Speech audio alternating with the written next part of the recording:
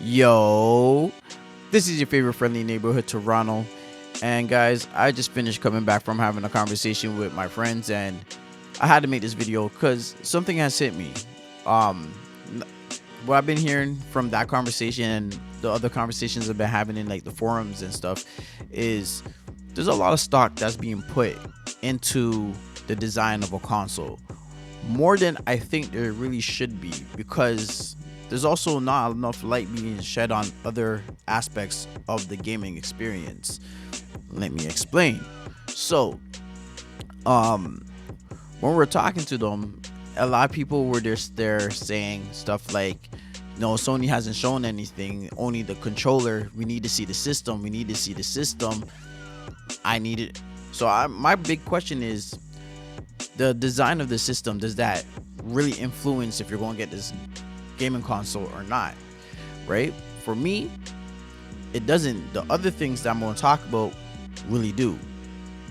So essentially, if I was to give you just a quick order of things that are the most important besides the specs and capabilities of the console, it will go games, then the controller, then the UI.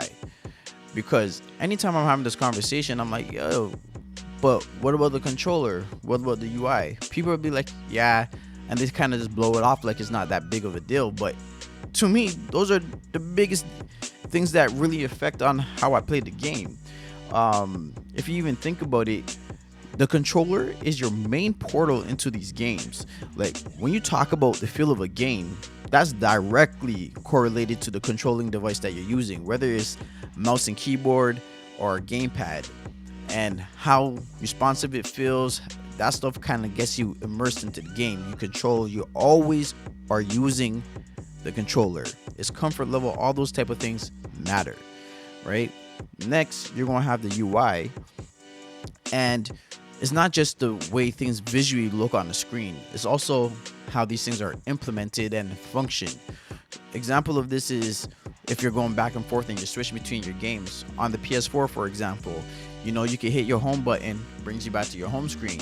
But just double tapping your home screen actually can switch between between two different applications that you have going on. So if you're using Netflix and playing Battlefield, for example, double tap, you're back into Netflix. Double tap, you're back into Battlefield. And that's the type of thing I'm talking about when it comes to the UI and the speediness and the intuitiveness.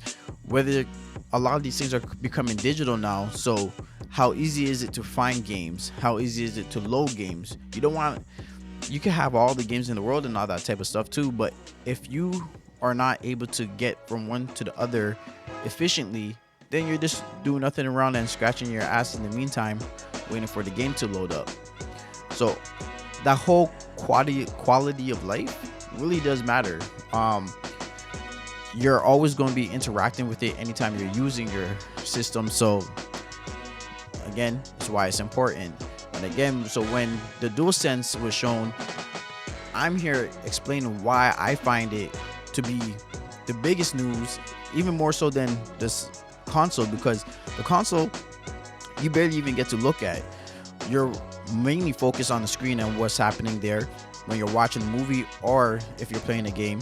And then also, depending on your entertainment setup, you can actually have your system in a cabinet and never look at it, especially if you end up with a digital one and you never have to put actual physical CD in there.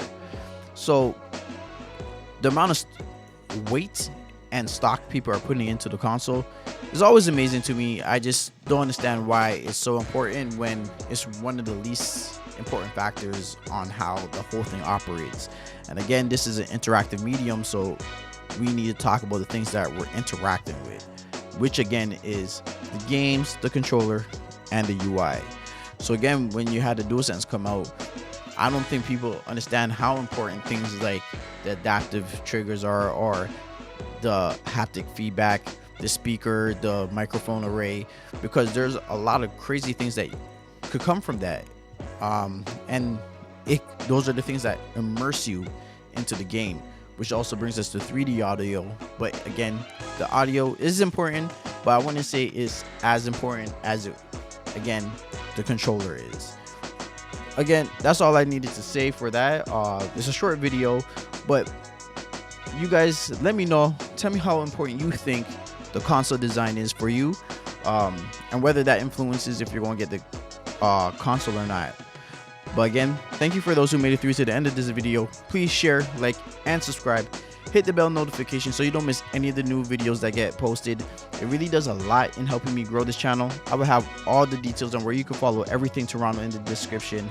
That's everything for now, so it's not bye. Bye, see you later on the next one. And I'm out!